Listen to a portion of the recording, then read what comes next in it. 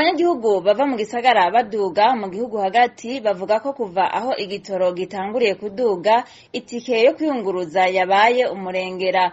Uyu numwe muri bo yaganiriye na RPA. Abanduga Mwaro Musaka ku itike y'amafaranga 6,000 ubu rigeze ku 15,000. Umva uravye n'ubuzi bwabuze, uravye ubukene buri ngaha mu gisagara ca Bujumbura biteye ubwoba. Abanyagihugu bavuga ko ingaruka zitera zigwirirana kuko nk'uko babivuga baravye itike botanga bahitamo kuguma mu gisagara. Ivyo navyo bakavuga ko ari uguheba umuryango ibishobora gutera konona vyinshi mu buzima bwabo. Usanga rero bitera ingaruka mbi nyinshi mu miryango, ko ushobora no kubura umuntu mu muryango cyangwa kugira urubanza rutandukanye, ntibikunda ko ushobora kuduga kumara izo manza. Kuraraba iryo tike uza kwishura, ukaraba ikintu genda ushirira umuvyeyi canke karaba utundi tuntu ushobora gukenera, ugasanga ntibikunda. Rero nivyakomeza gutya turabona yuko bizoba ari ikibazo, hazobamwo n'amadivorce kubera ko hazomara igihe kirekire mu gisagara ca Bujumbura kubera vyose kaduga, asiga umugore n'abana